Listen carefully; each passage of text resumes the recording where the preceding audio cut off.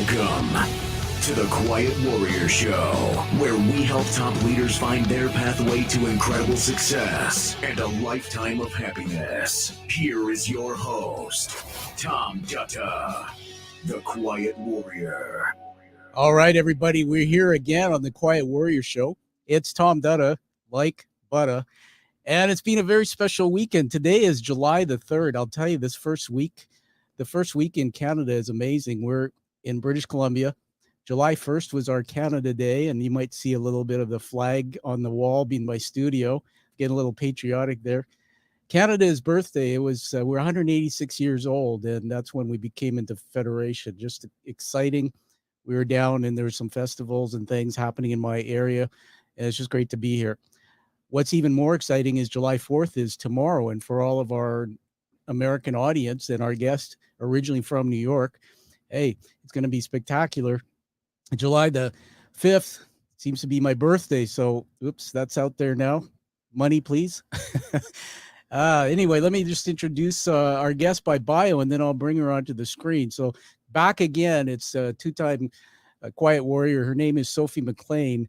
I'll just read this bio, everybody, out loud, and I just have chills because it's a life that you kind of go, wow. Born in Algeria, she was educated in Morocco, in France, professional career in the USA and UK. She led, let's just say, an eventful life.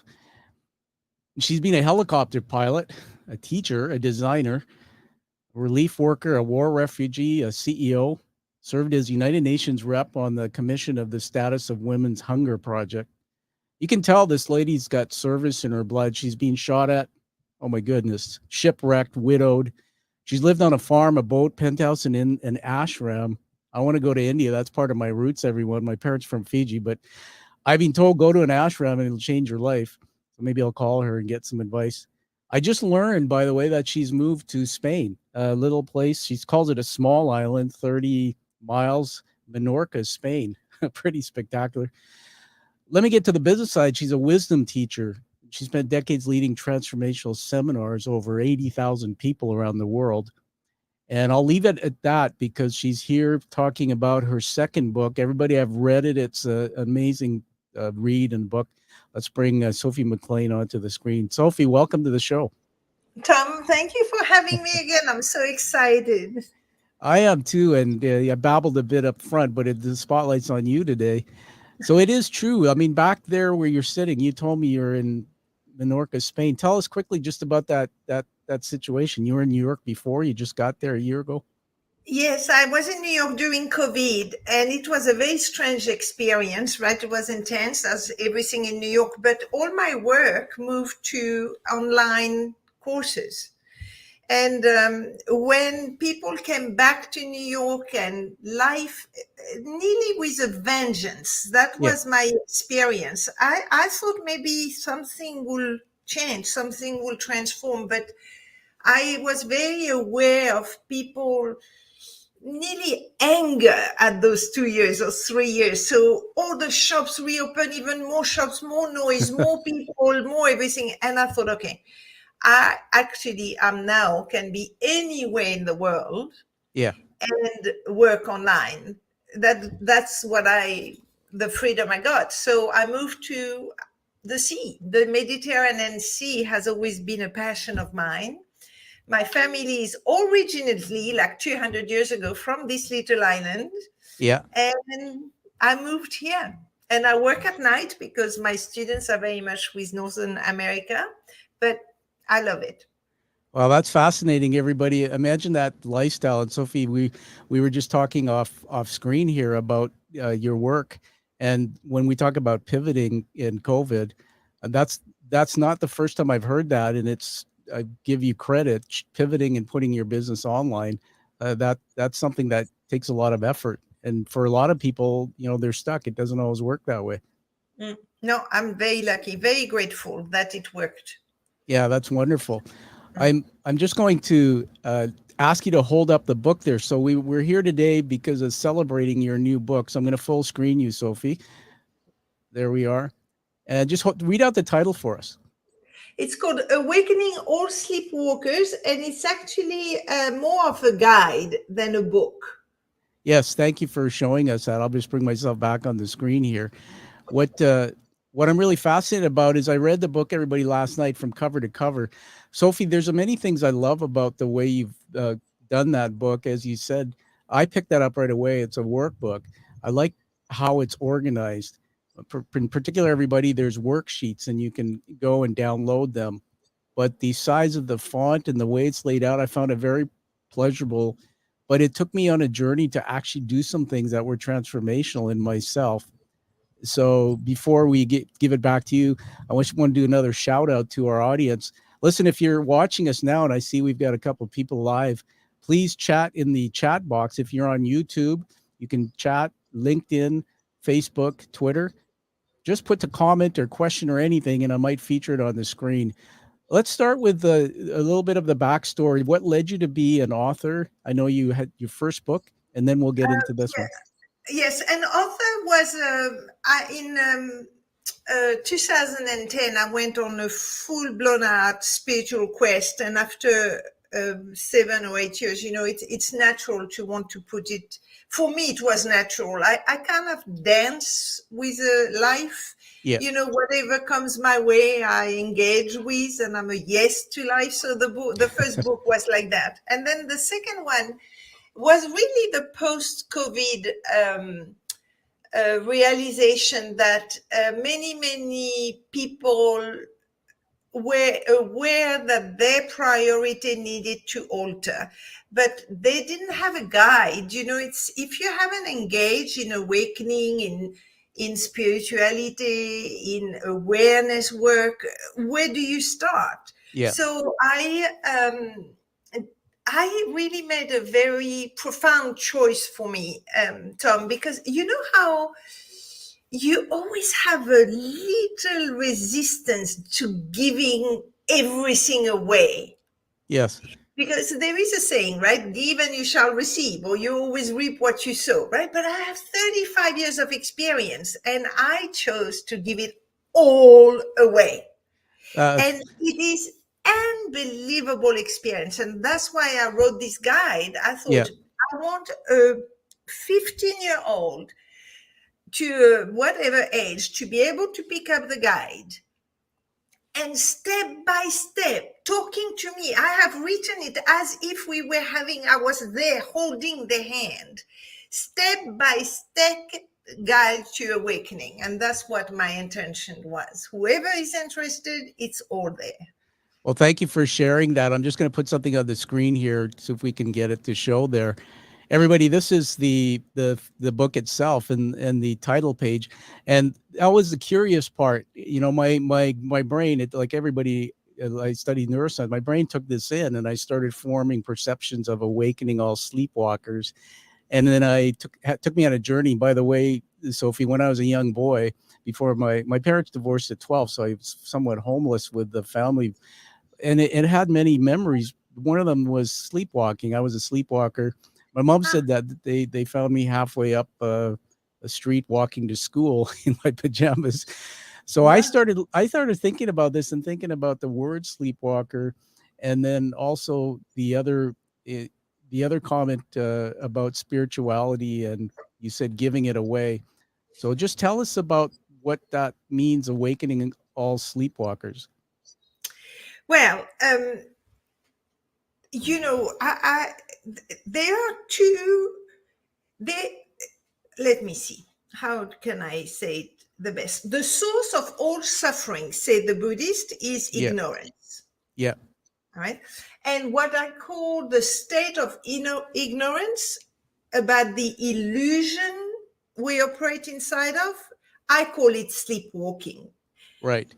Right. So most of us operate and have developed survival mechanism, have even mastered those survival mechanism to do well, to make it in life, to get what you want, to even to love, to be nice, to work hard, right? So the problem with this automatic survival as a sleepwalker is that you've left with the feeling, how come I'm not satisfied? I'm taking all the right action. I'm doing what I think I need to do. I even got everything I think I needed to be fulfilled. And how come I'm not fulfilled? It's because you can never, ever be fulfilled if you're a sleepwalker. Yeah. Let me jump in there. I just want to put something back on the screen here so we can see it together. Let's bring that back on. This is page 62 in the book there.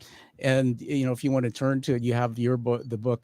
Obviously, I read this and it just blew my mind. And it's a lot of things I already was thinking about in my brain from my previous experience. But the automatic and unconscious ego is the sum of our identifications. I just want to read this off here, everybody. At the top, you can see it on the screen. If you're on the podcast, which we'll release in the future, you won't see this. So you've got to watch the YouTube video premiere, little shameless plug there. It says the automatic and unconscious ego has been called the identity, the cage, the personality, the persona, the character. Indeed, contrary to the widely held view that the automatic and unconscious ego is the equivalent of being arrogant or pretentious, the automatic and unconscious ego is simply all that we identify with consciously or unconsciously. Identifications cost us our freedom. Wow, this is a real discovery. So just talk a little bit about this. Well, inside of that cage, that sleepwalking, we forget who we really are, right? So you need to ground yourself. If the despair that you witness in the world, Yeah. The suffering, it comes from having forgotten who we really are. And so, but most people look to the external world to try to ground themselves. So you can identify with your body, with your personality, your character, your thoughts, your emotions, your title, your weight, your age, your looks, the color of your skin, your nationality, you name it, you do it, right? And for example, I would never say I am a wisdom teacher. Yeah. I would say I call myself a wisdom teacher. Right. You see? So any identification to anything will rob you of your power and of your freedom. Yeah. And that's the sleepwalking. Yeah. It's amazing. I just want to add another thing to the screen here. Let's take a look at this. You can add it. And Sophie, people love authors who do readings in bookstores. Why don't you read this out? Just get your book out there so we can capture you. This is if you give me the page 68. This is the first, everybody. We're getting the amazing Sophie McLean to do us a book reading here. This is a little quote on the ego by Alan Watts. But while you're looking for that, tell me when you have it. Everybody, I just want you to notice the beautiful image of this book. And using watercolors, you can see some of the quotes and things put with the backdrop of watercolor. This is page 68 in the PDF, by the way, so it may not be exactly the page. In the ebook, mine is 64. So here it is. It's Alan Watts, right? If you don't know Alan Watts, everybody listening, he's one of my favorite authors. He's got a very British sense of humor, and he is irresistible in his clarity and awakening. He really is an extraordinary teacher. So he said, our normal sensation of self is a hoax, or at best, a temporary role that we are playing or have been conned into playing with our own tacit consent, just as every hypnotized person is basically willing to be hypnotized. The most strongly enforced of all non-taboos is a taboo against knowing who and what you really are behind the mask of your apparently separate, independent, and isolated egos. Oh my goodness. There's so much in that quote. So you got me going here. So I'm going to riff on that. I've been known to say things like, we're not who we really think we are. And everybody, we're talking to Sophie McLean, the author of this new book here, Awakening the Sleepwalkers. And Sophie, one of the things that you've done here is created a workbook where, as you said, the reader can go through this journey and I think you use the term unravel, but you can correct me, Yep. unravel all this stuff that we believe we are. And there were several quotes in there about things like where, it's not real, that these perceptions and things of who we think we are were created at different stages of life, ages 1 to 2, 3 to 5, 7, all this. And so talk to us a little bit about that, just the way you unravel this story or this who we Yeah. are. So I'll tell you the tale I tell my students. Okay. So imagine you're a soul. Yeah. So whatever the soul academy looks like, I call it the quantum dimension. There is intelligence, there is no time, but there it is. You're a little soul, everybody, and you are in the spiritual academy. I don't know exactly what you have to accomplish in the spiritual academy, but my guess is you need to go back to love and the divine, right? Yeah. Great. And at one point in your training, it is time for you to go to the hardest, most advanced finishing school ever. And you are sent to this very special place called Earth. So off you go to Earth, and there are rules to that finishing school. The first rule is you are going to forget who you really are. Yes. Second rule is I like that. You will be in total uncertainty. Wow. Third rule, you will have absolutely no control. Okay. Whatsoever. Yeah. And you will graduate from that school when you remember who you are and operate in the space of love. Okay, everybody, let's just stop at their teaching moment. So if you go back to this section, I'd like you to do that to our listeners when we produce and release this. What I took in there was a sense of, now that I've got the workbook, what you just described is a journey that I think anybody would want to go on. And yes. you get to the end of that. So that is what intrigued me when I first started reading the book. And there was another part in there about defining a play. Can you just talk about that? I can't remember the exact things, but yes. So the best way to look at this finishing school called Earth, right? This incarnation, is to look at what we have created as a sleepwalker, as a play. And, I inspired myself from Shakespeare, of course, right? Who just always used that analogy for human being as actors and players. And everybody has a play. If you look at your life, you will see you have a genre, you have a main character, you have a supporting cast, and you have a script.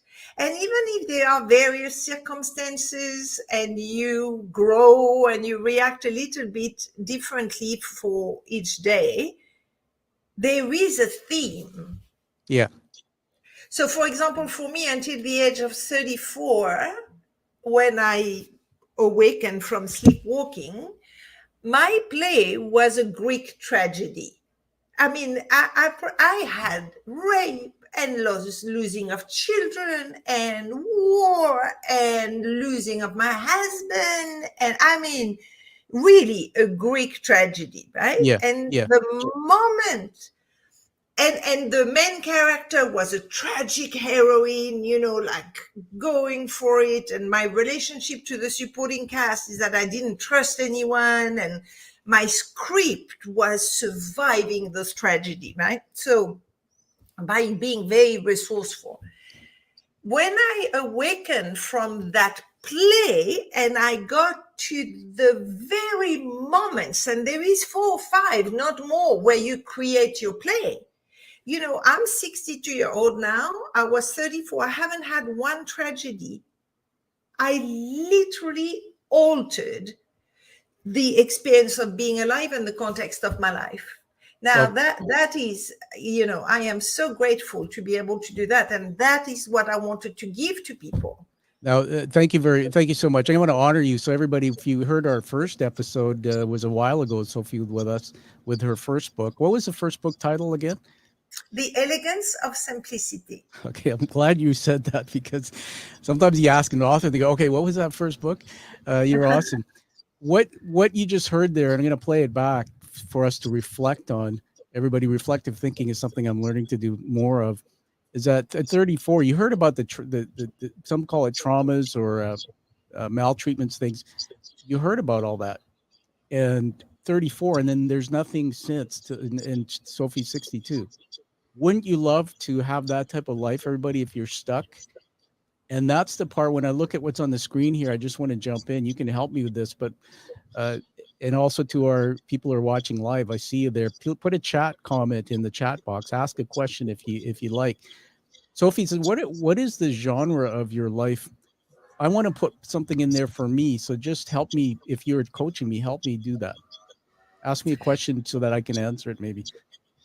About your life, Tom, Yeah, to know the genre of your life. So I would need to know your life to be able to support you, right? But if you look at the events, the main events of your life, what is a pattern, right? So I had tragedies. What is repeating itself in your life? Gotcha. Okay. So for those who follow me, The Way of the Quiet Warrior was my first publication, and that was about my memoir. So I'll just go through, and I was doing this in the workbook, but doing it here for a sense of working with you, so the audience can get this book and do it for themselves. So I was born in another country, England, and came to Canada when I was 4 or 5 years old. Born on a military base. My dad was not allowed to come down to the birthing. So I experienced a little bit of early years. What now I know is maybe some rejection, or maybe not feeling my dad thought I was important enough, because that's how a child thinks. They're not rational. My dad never drank, but in the army, he became a violent man, very alcoholic. And so in Canada, my mom and dad obviously were married, and our home was toxic. I mean, it was traumatic. There was things I saw that no child should see up until about the age of 12. And my father left home, and that was a 7-page letter that he left for me and my two brothers. And there were drinking parties night after night. I didn't get sleep in school, all this. So we got the picture. It was a pretty crappy way to grow up. Then I went into business, and I excelled quickly after my dad left home and my parents divorced. The home was sold. I was kind of on my own, and I had some mentors. Went into business, and I excelled. So I was overachieving, and I read a little bit about this in your book. Overachieving. I was a perfectionist, but I was also driving people very hard because I didn't know how to lead effectively. I was using some of my limiting beliefs. So this was more of toxic childhood, anger, trauma, unresolved, going into business, but being resilient enough to be a manager at age 21, a CEO at age 31, and then the wall. And let's stop there. The wall hit when I started getting tough feedback about my leadership style. The rest of the story was loss of a child. It was going through a failed marriage. It was going through a financial reset or a collapse from external events. It was a loss of a parent. All those things are part of that long storyline. So I would say that the genre of your life is like a drama, right? Yeah. You know, a drama, right? And the main character is a courageous, quiet warrior. That's right. You don't go under. You are sound courageous. You give up, even if it's tough, you keep going, right? So I would even call it the resilient warrior. Yeah. Thank you. In my future work that I've done since I've gone through this journey, I came up with an avatar. When I did a TED Talk in 2020. I had a brain injury in 2018. So I think you and I talked about this before, that I fell in a bathtub, and I'm 5 years recovering from that. But there was this avatar I came up with called the Black Knight, and the Black Knight was what you said. It's this quiet knight who has armor on. So I still had the armor on, still living in those perceptions of the past, the pain inside projecting out. This is what I discovered through reading your book. But that wasn't real. The real world out there I hadn't found yet. And so I still today, this is why I want to do this with you. I still today the perception of the past come to the future and manifest in what I see in the outside world. So Sophie, I read this in your book too. Maybe you can talk about it. When we have those past perceptions, what I've learned from you, Sophie, is that when we look at the outside world, the picture we see isn't congruent. It's not really what it is. And imagine that, everybody, that can trip you up if it's rooted in these things that you developed in this play. Just talk to me about that. Well, part of being a sleepwalker, Tom, is not being present, right? A sleepwalker is not awake, right? By definition. Right. So you're not present. So what most human beings are trapped inside of is the illusion of the future and the past. Yeah. And unfortunately, what happens is that you take what happened to you in the past, not what happened, because what happened is years ago, right? Sure.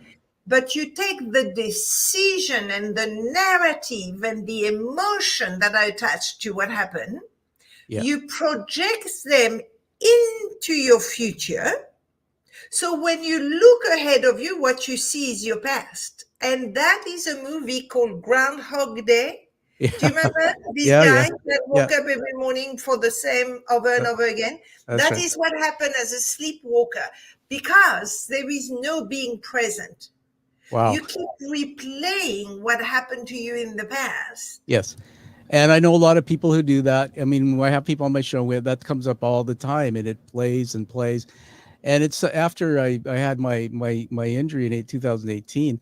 This unconscious, or this ego part of me, was playing over and over. I slipped into depression, all those terrible things that come with that type of injury. I want to ask you to look with me and talk about what's on the screen here. It's everybody. It says case studies, and I want to get into a couple things. Let me change the look on the screen a little bit here. I will just stay with that. How about that one there? Yeah, so case studies, the following are examples of automatic and unconscious ego construction shared with permission by students. Talk about what this image on the screen is. Who are the students in the research? Okay, well, I've had 80,000 students, and I have one-on-one private students. Yeah. So I know, which I take in 10 sessions. It only takes 10 sessions. It's not long. Yeah. I disentangle the ego with them. And I thought, again, inside of my intention of supporting everybody that even have a small commitment to being awakened, I thought it would be so much easier for them to understand the design of human being if I put in example.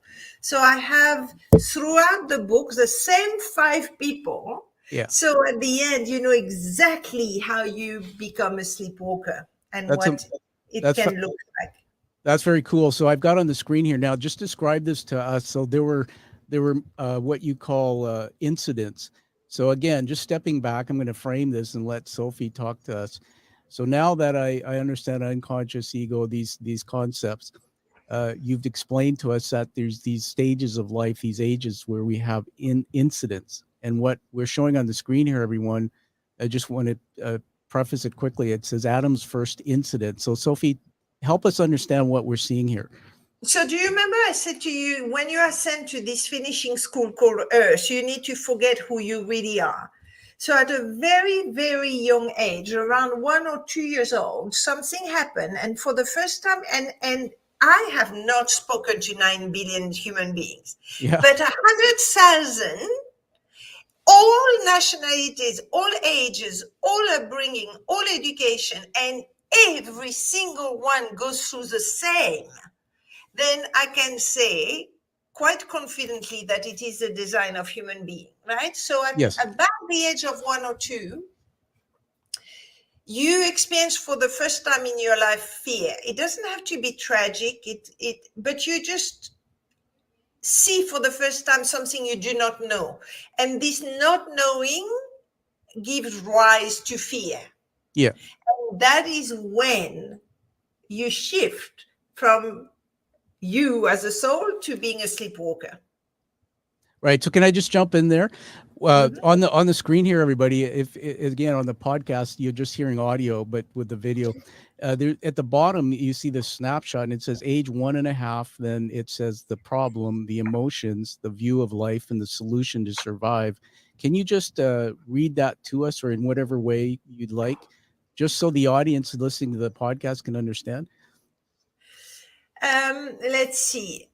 Well, this specific student um, had a sister. He was Y- 1.5, I think, and he had a sister that was brought home, Yeah. brought home, and he was so excited. I want you to picture a little boy, right, waiting for his sister, and finally his sister came home, and he's allowed to take her in his arm, but he holds her like a treasure, right? So he holds her too tightly. So the parents said, no, no, no, no, no, you have to not hold her that tight. So he lets go. And now she nearly falls out of his arm. Yeah. So his mother, and again, there is no judgment, it's with compassion, got so scared for the baby, she snatched the baby away. Yeah. Yeah. And for Adam, that was really the fall from grace, because he made up, and he was devastated. He thought he did something really terrible, and he decided, all right, well, people think I'm incapable. Life is a place where people hurt my feelings, Yeah. and that's it. That is now his view of life, and how he's going to survive what he now thinks life is by being very careful. But if you are very, very careful and you don't take risks, you don't accomplish anything. You're not alive. Yeah, can I just jump in there? Wow, this is fascinating. Everybody, you'll see me put a comment on the screen here. I put Sophie's illustrations through research. It's authentic. I'm doing that as an example so I can ask those who are watching us to add some comments if you feel. Sophie, I I went on a journey in my head about another story. I can't tell you who, but I was working years ago in a situation after I had my brain injury because I'm an executive and I run a business. So my background, everyone who follows me knows I was a paid CEO for most of my career, created an education company. I teach and coach. So Sophie and I are, sort of influencers together. And this person was, they were a train wreck. They just, everything about them. They were late for work. They had a temper. They had trouble getting along with people. And then I heard this story once of how they told me they picked up a child and dropped the child. They actually dropped the child on a pretty hard floor. And this person was then going through some marital challenges and changes. And I thought of when I read your book, this is why I'm saying this, everyone, that we're all connected by threads. Sophie and I, we both are so aligned on this. But Sophie, I talk about the hero's journey a lot, the background of my show, which is we're all connected by threads in our stories. This, just reading this, evoked in me a story of a friend of mine. And so now I'm looking at this, I'm saying, oh my goodness, the solution of this Adam is I'll be very careful. The view of life is a place where people hurt me, and I can start seeing now through that relationship I had with this person. I can start seeing this is maybe where what they adopted in their thinking, how they operated. And by the way, sadly, this person I heard is no longer working at where I was, and probably is struggling more in life and hasn't gone through this transformation. I want to flip the screen here and have you just take us to. I want to get to the end of this case study, which is. Uh, I think you can talk at me while I'm just finding this. There's how many of these different age segments do you go through? I think 4. 4. Okay, so I'm gonna. If you can find it in your book first, tell me the page. I think this might. Yes, but you have the ebook and I have the Oh, hard that's okay. copy. So Yeah, probably not too far. let's see. Yeah, you're not too far. Let's see. It's Oh, here we I go. have a look. Yeah, well done. Okay, so here we are back again, and we have on the screen now. So this is Adam's incident, fourth incident, and this whole chart we're seeing, everybody has the entire thing. So Sophie, if you can, because you got your book there. By the way, hold up the book. We want to just show off that a little bit here again. Read us the title. Case studies. Yeah, And that's beautiful. the last case studies of Adam with all of his ego on the Okay. page. So what Yeah. I'm going to ask you to do is just now, as if you're teaching us as a lecture, walk us through the four. You can just go through them in briefly. And you can, the magic of this, everyone, is when you hear these four on a piece of paper and you read through it in summary, it's like, oh my goodness. So just if you can just take us All through right. that. I'll take you through and I'll show you the logic of the Yes, design. please. Right? Okay. All right. So everybody, the age 1.5, Adam's nearly dropped his sister. People try to take her away. He decides life is a place where people hurt my feelings. I'll be very careful. Now, you want to see that as the wall of a jail. The moment Adam had a thought, life is a place where people hurt me, that is a planet I live in, and he believes what he says, that's it, he's in a trap. Okay. Now, he needs to survive inside of that trap. So at the age of 5, you create your main character. And all it took for Adam is a friend conning him out of a marble while he was playing, and he felt humiliated and he decided, I'm a fool, I will close myself off. So look, when he decided, I'm a fool, look how well it goes with life is a place where people hurt my feelings. Yeah, I just want to jump in there, everybody. So this is important. In the book, it actually tells the stories in more detail. So just play it back what you said. Correct me if I'm wrong. But this Adam, and I assume one of your students was one of the students that you coached. So again, everybody, Sophie's a coach. She walks people through this. You need to connect to her and you need to experience this if you want. I read the story about Alan, and it was this playing marbles. And I played marbles when I was a kid. Everybody had a bag of marbles from here and there. But something about how, as Sophie said in the book, the chart says he experienced something from his friend. The emotion was he was humiliated, but the decision he made was, I'm a fool. Now think about that, how unhealthy that is. Just because somebody else did something in a game of marbles, now I'm thinking I'm a fool. And this is age 5. And Sophie, I just want to say that I'm so proud of what you're doing here. Everybody, I learned that up till about age 20 or somewhere around there, the children don't have that rational prefrontal cortex. So whatever they're thinking and feeling is what it is. And it's wired in there in the neurons of our brains. Then not only did the decision, I'm a fool, think about this. It says compensation. I will close myself off. And this is the part that blew my mind and was so eye-opening. That that for the rest of the life, this is age 5, this person, if they didn't unravel all this, would be living a life of closing themselves off because they see and feel, looking in the outside world, that they're a fool. Yeah, And Tom, they will say things like, but that's just how I yeah, am. wow. No, that's not how you are. That's what you decided.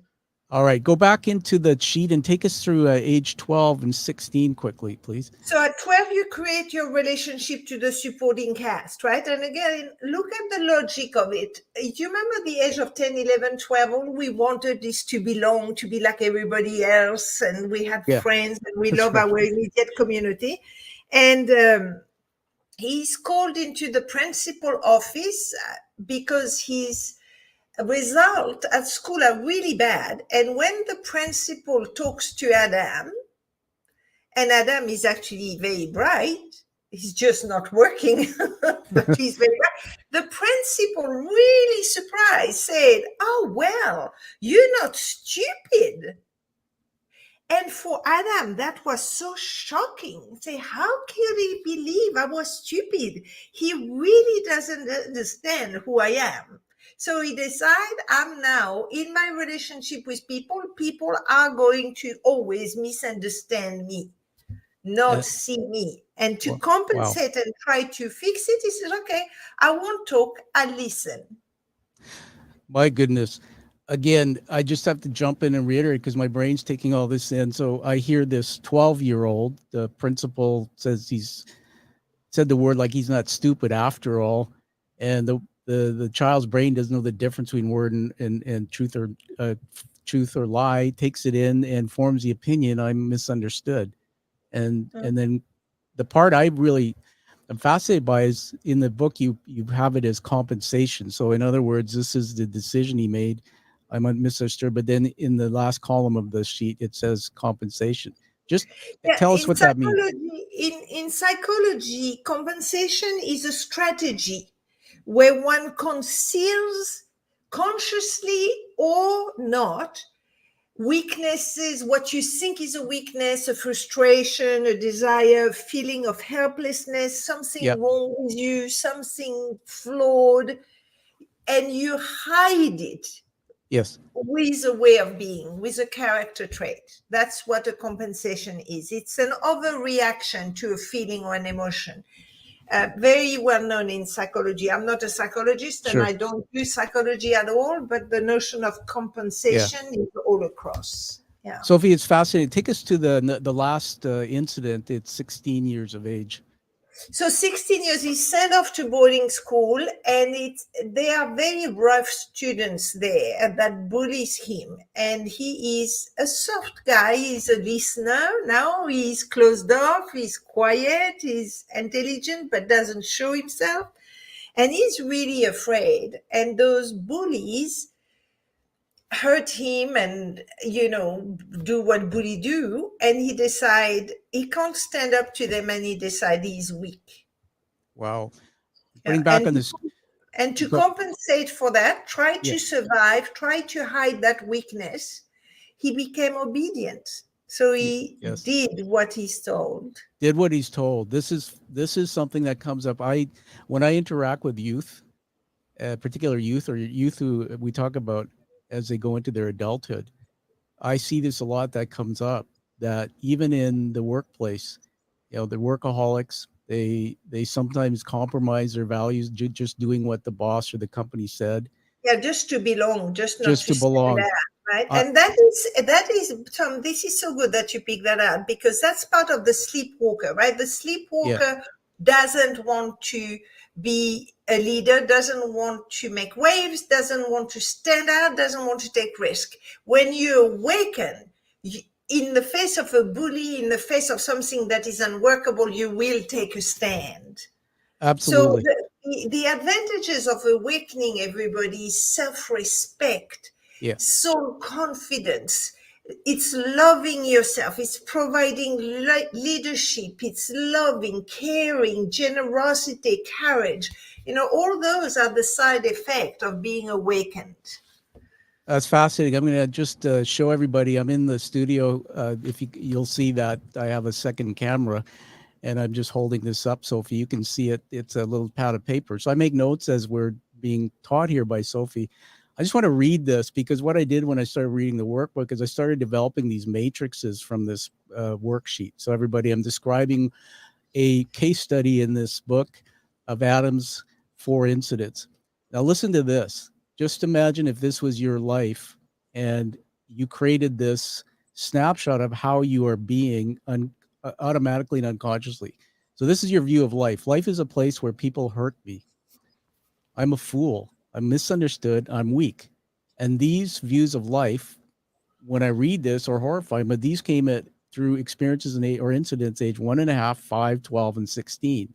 Now think about that for a moment, everybody. When we're raising our children, or we know people have gone through maltreatment and things, there's so many of these blueprints out there. But not only is that my view of life, here's how I chose to survive my life. I'll be very careful. I will close myself off. I'm going to listen, and I'll be very obedient. And that's what you show the world. Yeah, that is what the world sees. The world only sees your compensation. The little child and even the adult will never tell the truth, or not until they do some work on themselves, about what they perceive are their flaws.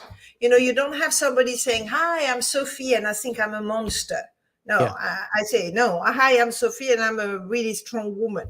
That's, you give an image. That's why Shakespeare said we're all actors. Yeah, that's amazing. I think about that, and how many people do you think I know you don't know, but out of 9 billion on the planet, what percentage of people do you think are living and walking as sleepwalkers versus those who have 99.9%. yeah. I mean that, and I'm not laughing because I think that's outrageous. What Sophie just said is true. And you know how I know that is because if you read the workbook or you just watch this, how many people relate to the sleepwalking? Sorry, go ahead, Sophie. Tom, the thing is, we're going through a systemic crisis. Yeah. So systemic meaning our entire system is in crisis. And Einstein said it beautifully, right? Years ago, he said, our technology has surpassed our humanity. And that discrepancy is the source of all suffering. Our humanity needs to elevate and surpass our technology. So this is the world we have. Why I say that most of us are still sleepwalking, and everybody, I'm not talking about enlightenment, I'm talking about awakening. Yes. Is because of the result we're producing in the world. Until the systemic crisis will not be resolved by changing and fixing the crisis, the result we are producing comes from the system we have created. The system is not broken. The system is not broken. This is the system of sleepwalking. If you're a sleepwalker, that is a crisis you produce. Yes. So only awakening will disappear the systemic crisis. And that's why I wrote this guide. And this is what I put every single inch of my 35 years of experience in this guide. I gave it all. I'm available. I lead courses. I have YouTube channel, Instagram, TikTok, Facebook, private groups, live, books. I am giving everything. You can reach me one way or the other. I'm here to serve you. Let's awaken together. I'm just going to have a big audience applause going on there. We have just about 7 or 8 minutes left here. I want to keep showing a few things because this is just incredible. I want to add one more thing to the screen here. So, Sophie, we've talked a lot about, okay, these are the 4 incidents, and this is what the unconscious ego is.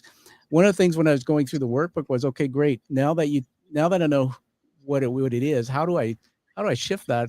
And what we have on the screen here, everybody, I call it creating a conscious ego. I just want to read the first a big line there and ask you to talk about it. In this play, my automatic and unconscious ego is not, if it's not who I am, then what am I? So just take us through this for a couple minutes. Well, Pierre Teilhard de Chardin, French mystic, said, you are not a human being having a spiritual experience. You're a spiritual being having a human experience. Tom, you have a human. You are your soul. You do not have a soul. You are your soul and you have a human. So once you've awakened, you will actually get an experience of who you are. It is absolutely a beautiful moment with my student where they stop talking, by the way. For most of them, they have those big eyes and they can't say a word anymore because they suddenly experience their essence and they see the human. So they're not the human anymore. That is a very special moment in somebody's life. Yeah. So you need to get to that level to remember who you really are. You know, many people ask me, what's my purpose in life? What's my purpose? I say, well, the same than everybody else. Remember who you really are. Yeah. I was just thinking on the list here, and this, what I like about the book is the way it's laid out is you have a list here of some examples. It says innocence, enthusiasm, wonderment, luminosity, omnipotence. One that jumped out at me is love, clarity, intelligence. I just going to take that one thing that one case study said about him, this one boy thinking he's a fool. That word's not on this list, but look at all these things, and probably some of these are what, when he was awakened, he realizing this is really me. That's incredible. And you know what is extraordinary with my experience? I don't explain it. I don't try to understand things, but every single one of my students has no separatedness, but they have their own individual essence. Oh, So I okay. think as a soul, we are still have an individuality but no separateness. It's like a perfume. You know, perfume can melt into each other. Yeah. And that is the closest you can get to who you really are, is to know experience your essence. Wow. What about this? Practicing the rules of being. Anything on that? Yes, you know, and then my students say to me, "Oh, well, what do you mean I have to just bring awareness?" I said, "Excuse me, you've been spending 20, 30, 40, 60 years of your life reinforcing your gel. Do you think it's going to take a little bit of practice, like a few months, to just create a new conscious ego? Because you do need an ego to go through this earth. Except if you're a monk or a nun or go, a mystic living alone in the Himalaya. But if you're going to function in the world, you do need an ego, but it's a conscious ego versus a sleepwalker ego. So that's very different. And I give exactly what needs to be practiced. And again, it's finite. I think there is 5 or 6 things, so that you can practice for 6 months, a year, 2 years, so that you can master your conscious ego.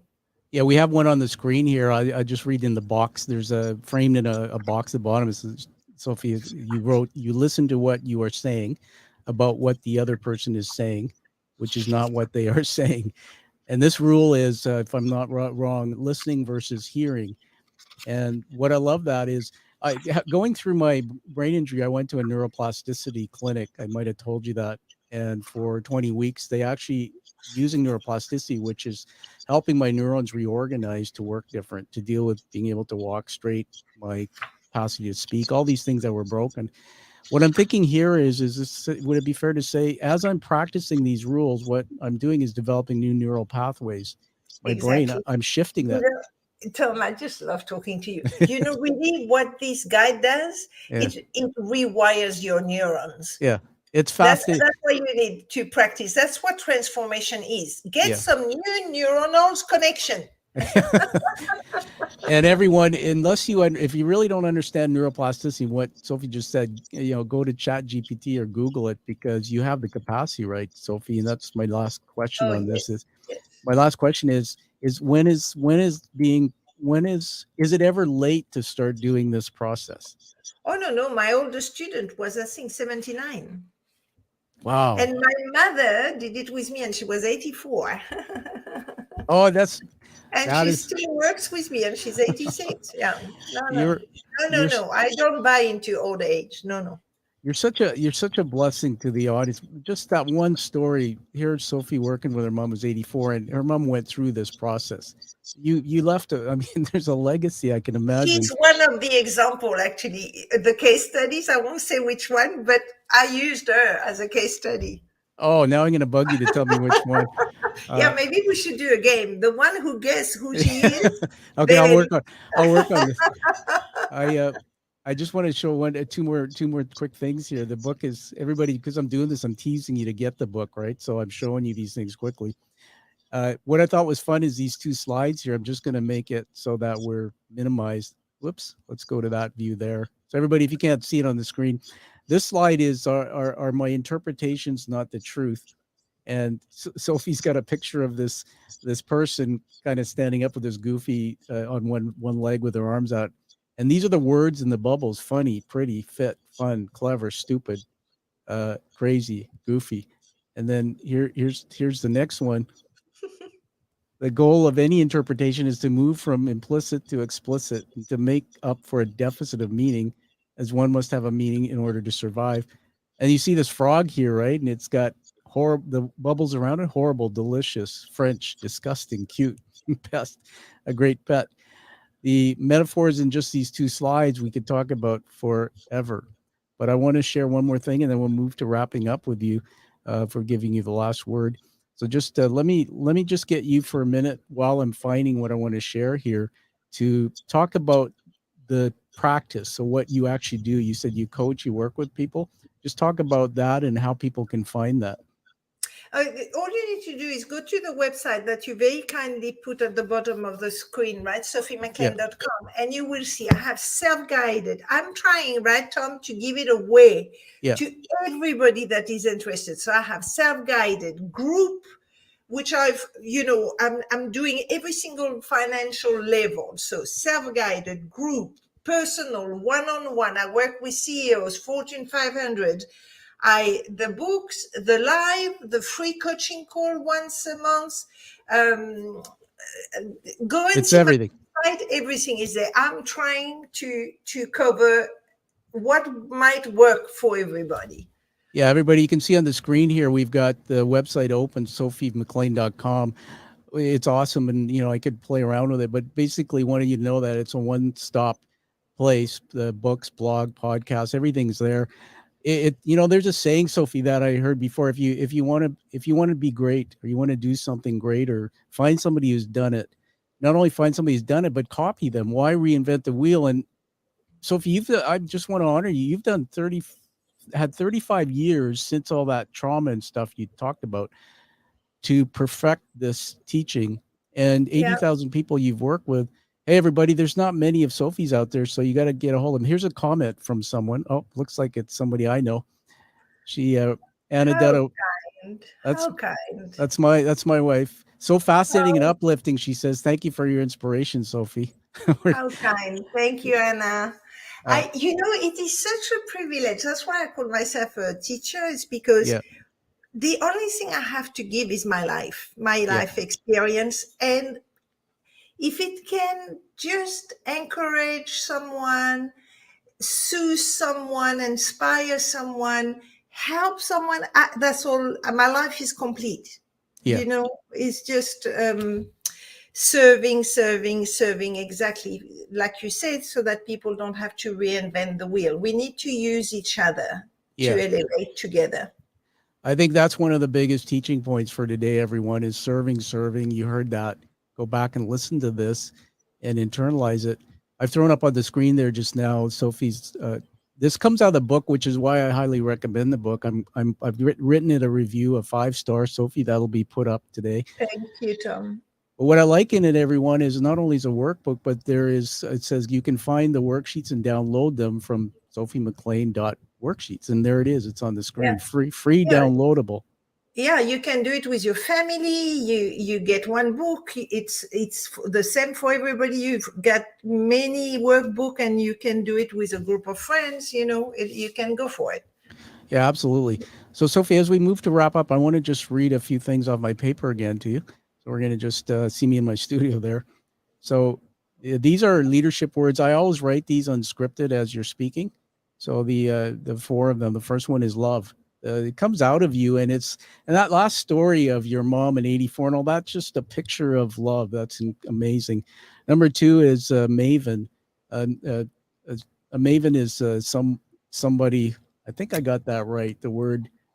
I'm going to make sure I have the right context. A maven is somebody when you say, if I'm sleepwalking, if I just don't understand why I misunderstood, how do I get unstuck? How do I unravel this? You say, oh, Sophie's the one. So you have such wisdom and greatness in you. Third word is wisdom. It's part of what your business brand is. You are wisdom. And the last one is, I call this inspirational. Your whole life and what you've done with it, when we know where you came from, is just very inspiring. So I'm going to give it back to you for the last word and anything you want to say to those who are sleepwalking. Tom,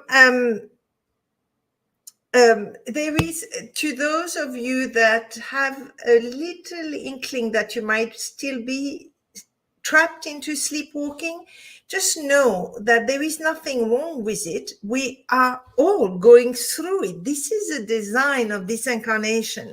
So don't be embarrassed. Don't make yourself wrong. The first step to awakening is always telling the truth. Oh, I do feel trapped in my life and I have no idea why.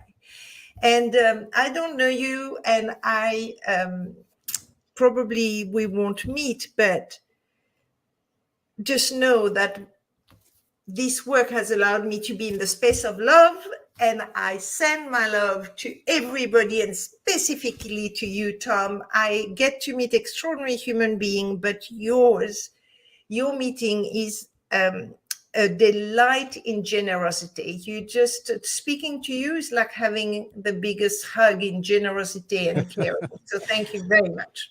Oh, thank you.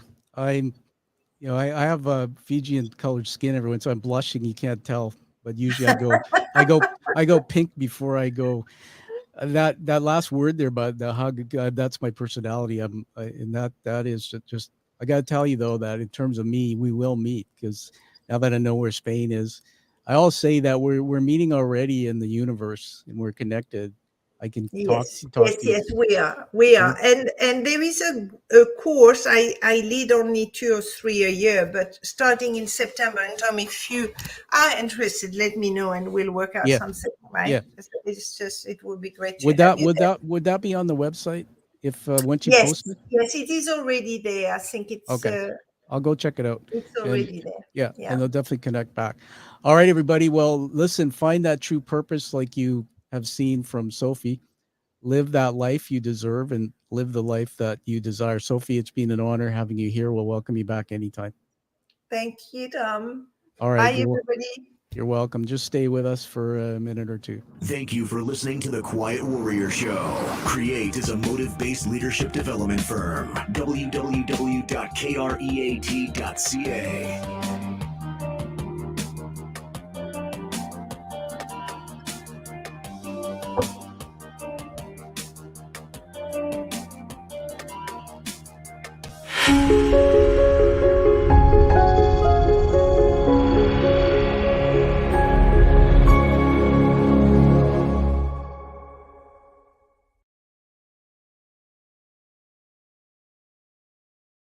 It's offline here, so hold on.